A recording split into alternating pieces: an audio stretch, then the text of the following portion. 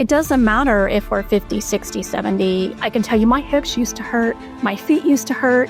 And because I built those muscles, I don't have that pain anymore. What are your top 3 tips that you would give anybody? The first one is, I'm Carrie Lipoli, nutritionist, award-winning behavior specialist, and unapologetic disruptor of diet culture. If you've spent decades dieting and still don't have the results you want, it's not your fault. You've just never been shown how to fuel your body with love and science. This podcast is where all that changes and we rewrite the rules, where food becomes simple, freedom is possible, and real lasting results finally begin. Let's dive in. I just finished interviewing Elaine McCormick, also known as Nana Knows Better, a 65-year-old health coach who will blow your mind with what she teaches us, how to think differently about age, how to move differently regardless of any pain or just belief systems that we have that we can't move, and how to fuel our bodies in a way that is totally different than what you have probably been hearing for your whole life. So if you are a Nana or knows a Nana that needs to do better, this episode is for you.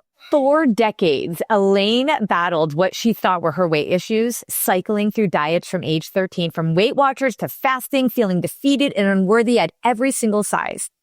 The turning point came when she discovered blood sugar stabilization, not another diet, but a lifestyle. She gained energy. She slept better. She started exercising consistently. And this Nana of 3 in her early 60s went from a size 3XL to an L. She ditched the seatbelt extender and now walks beaches with joy. Currently now at age 65 with a 91-week strength and cycling streak, she is proof that it is never too late. Motivated by her transformation and the need to help others to find this incredible lifestyle, she became a certified coach and she helps others, especially fellow grandparents, ditch dieting and embrace healthy aging through simple, sustainable habits. Elaine McCormick, Nana Knows Better. That's how you go by. Welcome to the show. I am so excited to be able to meet you, to talk to you, to share all of the tips that you have for other women that are in their 60s and 70s who feel like they're just too old to actually turn around their life, that maybe it's too late, and you are here to say that it is not. Welcome. hello, thank you. That's awesome. I am so excited about what you have to share today. I mean, it's really true. Like in your 60s, you started making changes that actually transformed you into like a strength trainer and now a coach. Like, I need to understand about how all this went down. I can tell you that in the beginning, kind of my turning point was the seatbelt extender. We went on a trip and I went to get into a seat and I couldn't buckle the seatbelt. Not only was it embarrassing to have to ask for that seatbelt extender, but it was just like, it just kind of wrecked my vacation. So the other part is that pretty much everyone in my family is diabetic. I was headed to pre-diabetes and I didn't want to get there. So that's kind of what my turning point was. Yeah, I mean, you were sitting in that statistic of 93% of people in their 60s and 70s that have metabolic disease. Yeah. And you were in your 60s. I was. And I was headed to even worse. And I didn't want that to happen. So, but see, here's the thing, Elaine, and this is what I see all the time, right? It's not like you woke up one day with a seatbelt extender and were like, okay, now I'm going to try to figure this out. You had been trying to figure this out for your whole life. How many years do you think by the time you were in your 60s, you had been dieting or trying to quote unquote lose weight?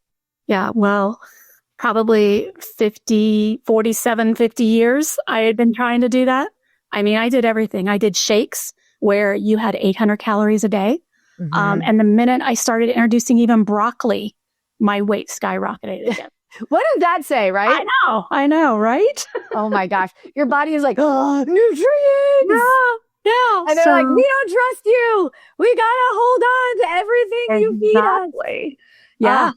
So, between that and then points. So what if I eat all my points by 10 o'clock in the morning? Okay? Oh my God, right? Then what do I do the rest of the day? Just not eat? So, Yes. I went through all of that. I mean, Or you cheat. You either don't eat or you cheat, right? yeah, exactly. Or it's like, okay, I'll just eat this. It's supposed to be healthy, even though I'm over my points, and then you have weekly points, but, you use all of those up in one day, you're in trouble. So, All right. So you also said that you're strength training now. You're on a yes. like a 3-month every streak that you haven't broken. That is I'm on almost a 2-year streak. Oh, is that what it is? It's 90. Well, I think it's 93 weeks right now. Oh, weeks. Oh, you're right. Weeks. Yes. Sheesh.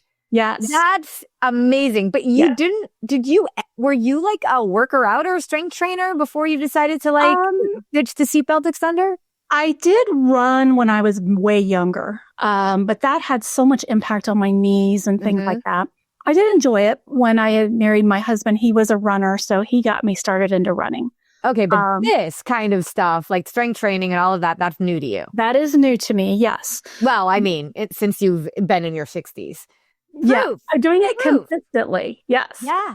Yes. So, okay. I mean, just starting out, So what, I really want to get into what you've been doing, of course, right? But also like, once you realize that you cracked the code, or once you believed you kind of cracked the code on what needed to happen, how were you sure? Because with everything that you've tried in the past, like if you're like most women, especially now by the time you're in your 60s, you've gained and lost and gained and lost. This time when you lost weight and started changing different habits or the way you felt, how did you know that you had really cracked the code?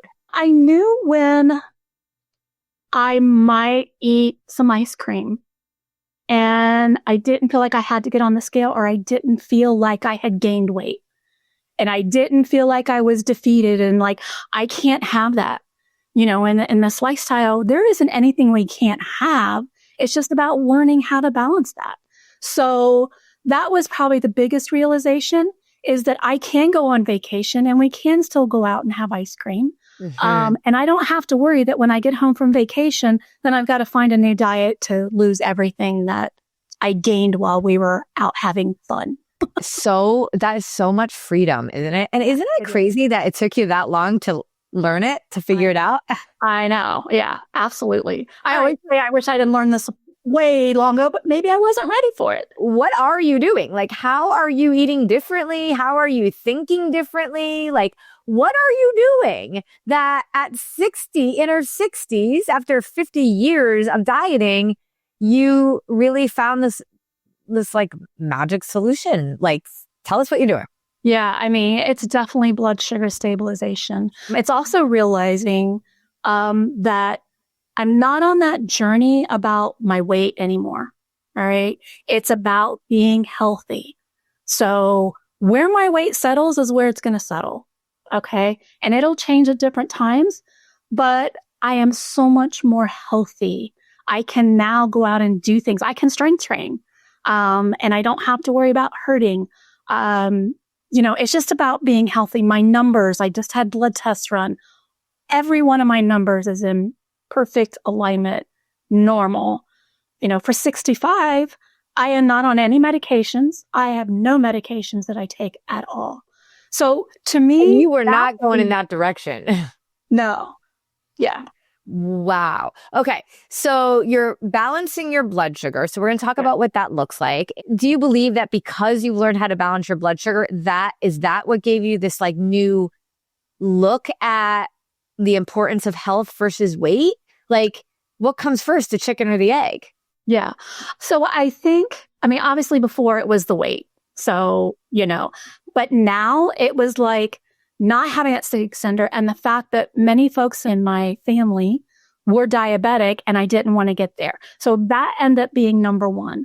I didn't want to get to that point because I saw how they were suffering, how they were having to make, exceptions and limits, and no, I can't do that. I can't do this. And I didn't want to get there. Well, and also, Elaine, I will say this just as a little bit of a sidebar. I was just having this conversation yesterday.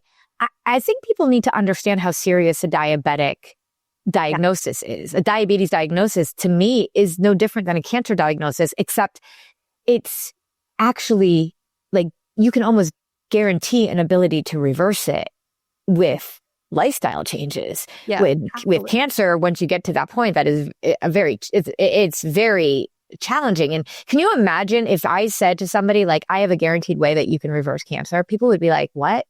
Yeah. Cure cancer? But yet we don't recognize that diabetes is just as debilitating. It's a death sentence. It's Yep. just that with medications, we can slow it down, but it's a horrible way to live and a terrible way to die. Exactly. And unless we actually make significant changes, it's not about medication that's going to actually reverse it, because it won't. It's about actually doing something different to get something different. So anyway, I get very much on my soapbox about the idea of not just I don't want diabetes, but like I refuse to have a diagnosis that will kill me like that. Yeah, absolutely. And I just seen, like I said, how people have had to not do things because they just can't, or Yeah. because their muscles hurt, or they have swelling and the inflammation that all of that can cause. And Yeah. they're miserable. And I didn't want to be miserable. Okay, so you kind of made this decision that you were going to focus on health versus weight. And then through that process, and it's so interesting, right? Because once you open up your eyes, I always say like, you know, when I tell my clients, like I want them to ditch the scale. When you get rid of the scale, your eyes open up to so many other things.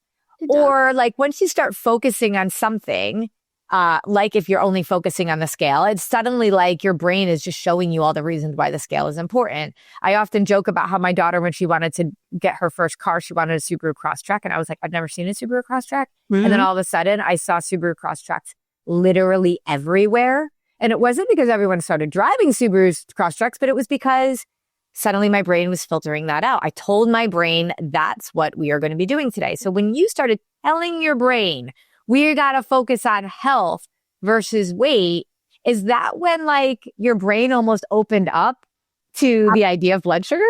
Absolutely. Crazy. And it was amazing how even my framework of my brain about what I can eat, I could eat anything I wanted. Okay. I just needed to make sure I was balanced it. But it was amazing how my brain even went to those healthier choices. It wasn't about the cookies and the cake and the candy anymore. My husband and I used to joke we wanted the 5 C's from the store: Coke, cake, chips, cookies, and candy. That's not a good diet. Okay. Right. So anymore, that's not even in our cart anymore. And we don't. Because you don't even want it, not because Don't you even feel like want you it. have to restrict it. Correct. And I think that's part of it. When you think you can't have something, you want it even more. Okay. So by saying, hey, I can have it if I want it, I choose not to. So that makes a huge difference. And then all kind of goes into the healthy. And then when you start getting healthy and you start seeing the results and the clothes sizes start going down, you're like, oh, well, isn't this cool? Without feeling restriction or having those cravings and things like that. Okay, so let's walk us through. What is a typical day of a retired Nana look like who is winning with her health? So for me, I'm usually up about 7 o'clock. I get up, I do my morning time, love my morning time. And then I usually go down. We have a gym down in our basement. We did that when kind of COVID came around and stuff. But I actually got it really into place, and nice and functional about 2 years ago when I started in my early 60s when I started this journey. But I go down and I usually work out, for about an hour. I'll do strength training. I have my bicycle. I will ride that. We have the treadmill if I want to walk.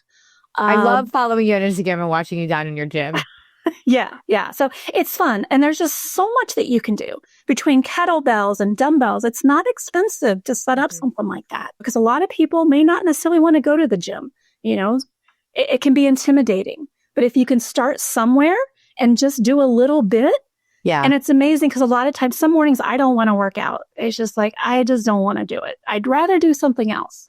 But how do you know what to do? Do you follow like YouTube people, or do you make up your own, or like, are you knowledgeable enough to like make up your own workouts now? Like, how do you know what to do? Because I think that would probably be a big question for people in their 60s and 70s. They're like, I don't even know what I would do with a weight. I think currently, it's just starting out with something small. Take a few steps, go walk to the kitchen counter and back. I know a lot of times, like, cause I do have my step counter. If I'm waiting on something, I'll go walk around my kitchen. Okay. Just to get some steps in. If I'm waiting on tea or something in the microwave, hold onto the counter and do some squats. And you Yeah. may not be able to go down very far. Maybe you only go down a half an inch or an inch. You're going to see that in a couple weeks, maybe a couple days, you're going to build that strength. So it's not about lifting the big dumbbells or the barbells or things like that. It's about taking little steps at a time in order to get you to where you want to be. And that's where I started. Because again, I did not want, I'm not into this workout thing. I'm going to hurt myself, right? I'm in my 60s. I'm going to hurt myself. Yeah. Well, as you build that muscle and that strength, you are actually better off. I can tell you my hips used to hurt. My feet used to hurt. And because I built those muscles, I don't have that pain anymore. Isn't that amazing? We think it's just like, I'm just old. So therefore it is, but you're literally reversing aging. Are you eating before you work out? Are you eating? I do. Fasted? What are you doing? I do have a meal before I work out. So usually during my morning time, I will have my meal. What do you have? What's a normal meal for you in the morning? In the morning for me, it's a protein bar and a meat stick. It's something quick. It's not heavy. So when I go work out right away, I don't feel it. Some people might get an upset stomach when they have stuff like that in their stomach. So for me, it's a protein bar and a meat stick. Yep. And now I assume when you're coaching your clients, you're just sort of adjusting in terms of what do they feel like they can handle depending on their routine in their morning. Awesome. Correct. Yep. Yeah, absolutely. I mean, some people like their eggs in the morning, which is great. And then we'll pair that with a carb and a fat. Depending on how they cook them. And that's great for them because maybe they don't want to work out until later in the day. Mm-hmm. For me, working out in the morning I have to get it done because I need to get my shower and then get the rest of my day started. Right. So, and now you're a busy coach. You're coaching clients all the time. So then, and you're no longer working out in the corporate world anymore, from what I understand, because now you're quote unquote retired, but now you're also this incredible health coach to women, just like you. And so I love that. What made you decide, I know so much now that I want to get certified and actually help other people? What made that switch? Can you imagine having done that? If you were sitting in that airplane asking about a seat extender, can you have imagined that a few years later, you're going to be like, I am actually coaching women now? Absolutely not. I mean, that was furthest from my mind, being horrified for a seatbelt extender. For me, in 50 years, I felt good. I knew where I was going and I wanted to learn more for me. So I wanted to learn more. I was able to get certified. And while I was doing the certification, I'm like, what if I can help other people? It took me how long to find this? I need other people to know this sooner than what I did. Or even if they do it now. Age is not a factor. You can do this at any time in your life. So if I can help people to realize that they can feel better and that this part of our life is not about sitting and watching TV, that we can go out and we can run with our grandkids and that we can go out and walk on the beach and not have our feet and our hips hurt. I felt like I had an obligation to be able to get that out. Oh, I love that. Such an obligation. And being certified as somebody that then understands blood sugar stabilization at a deep level is very unique. Most people out there are not certified to truly understand. They're talking about macros, they're talking about calories, and you're really teaching the concept of blood sugar stabilization in a lifestyle based on where you are in your journey. Would you agree? Okay. Yeah, I would agree. I mean, so many people I come across when they ask me what I'm doing, what are you doing since you're not in the corporate world anymore? Mm-hmm. And that's my response. I help people stabilize their blood sugar. It's not about I'm helping people lose weight. And we'll talk about it further. That will come. Right. But it's about helping people stabilize their blood sugar because so many people at my age, that's an issue for them right now. Well, I mean, and we know it's an issue for everybody, but when you have been on a blood sugar roller coaster for most of your life, and we know that as you get older, you have much more sensitivity to glucose, to blood sugar spikes, and you have to be even more aware. But also, what you're saying right now around strength training, this is what's so important because not only do we have to fuel our body correctly for blood sugar stabilization, but everything that you're talking about with strength training is I think it's foreign for your age group to believe that's even possible or necessary. But when we think about bone density, bone health, I mean, this is there's a statistic I just recently heard around how 60, and it might even be higher than that. I've been hearing like a variety of different numbers recently.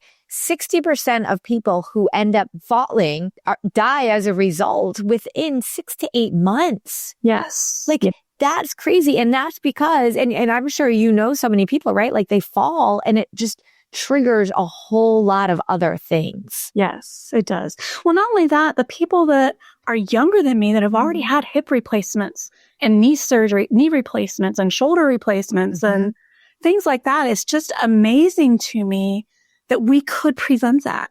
Yes. That if, the sooner we start, the better, but it's never too late to start. No, exactly. But what I'm hearing you talk about is the importance of fueling your body correctly and recognizing the dieting piece isn't working, and also moving your body in a way that's intentional. I used to always say this is a quote that I did not make up, but a body in motion stays in motion, a body at rest stays at rest.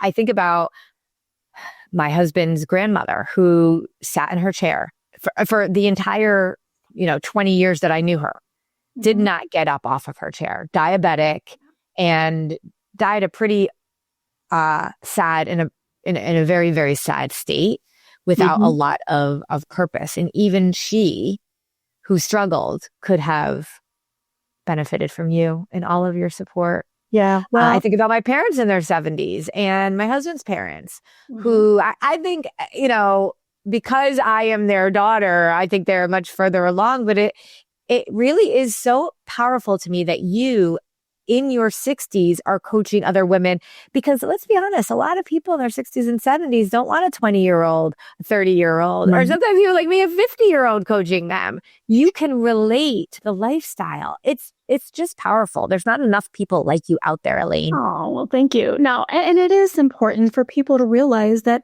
it doesn't matter if we're 50, 60, 70, however old we are, we just have to do something. Yeah. And starting out a little bit, you are going to amaze yourself how much you are really capable of. And I don't think a lot of people realize that, or they're not told. They're told, oh, don't do that. You might fall and might hurt yourself. Because our families will tell us that because they're concerned about us. Yeah. But if we can get better at that and get stronger, it just makes for a better life. Our bodies really are amazing, and they want to actually heal and get stronger. We just have to give them that little bit of, effort in order to be able to do that. But I also think belief. So Elaine, let's tap this into, let's just really honed in. What are your top 3 tips that you would give anybody that is in their 60s, 70s, 80s that's listening to you and they're like, okay, this is inspiring. If she can do it, I can do it. I just don't know where to start. Let's give them the top 3 tips. Yeah. So the top 3 tips for me is, the first one is, you are never too old. You are never too old to start something. If you want to do something and you have the desire, you can do it. So don't use age as an excuse. Okay, I love that little mindset. We start with mindset. It's like you're a girl after my own heart, starting with the mindset. Yeah. So the second thing, I think, is movement. We've got to get movement in. You don't have to lift 100 pounds on, a dumbbell or, a barbell. You don't have to lift heavy weight. Now, yes, we want to lift something that's going to give us benefit, but just getting up and moving is the starting point for that.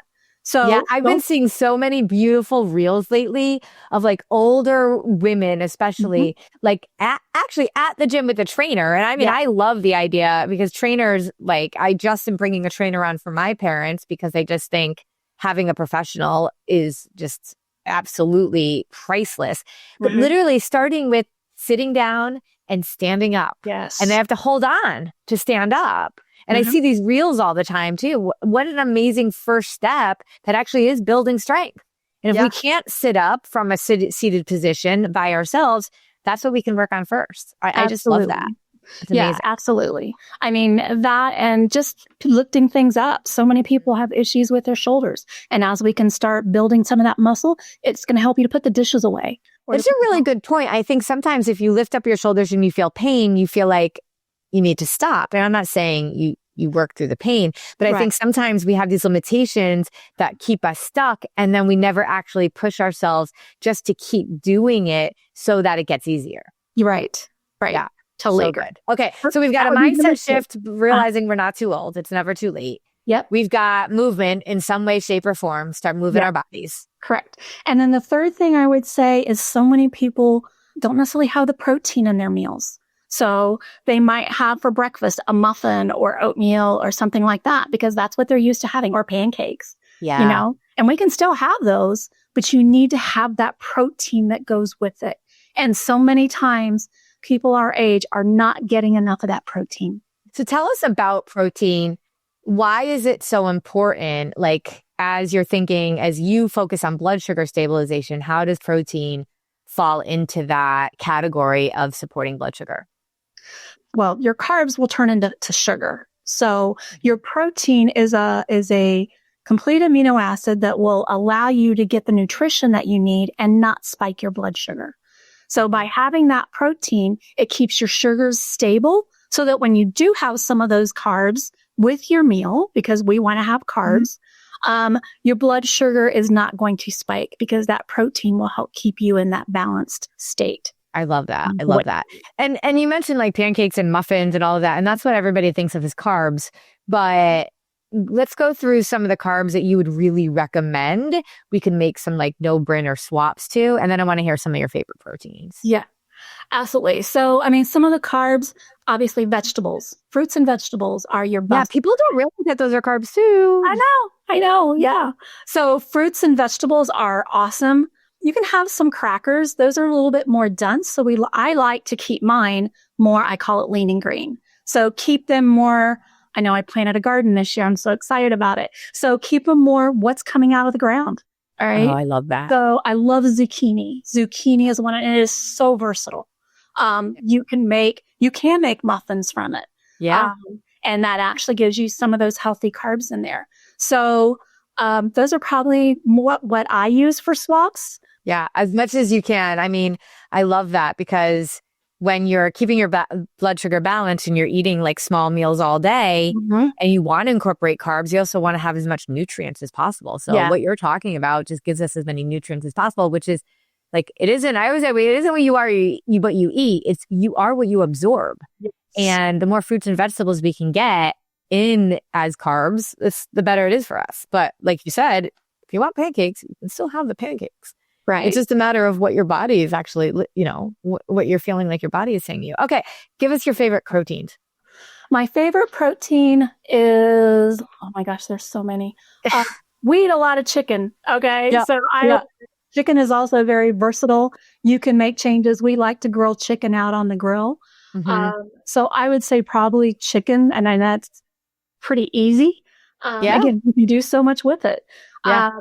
But even we do a lot of the organic deli turkey as well. Those are as a quick grab and go protein. As a quick grab and go. If I'm going to be out running errands, I have my cooler. I will throw in some deli turkey, some carrots, some almonds, and I've got a meal right there.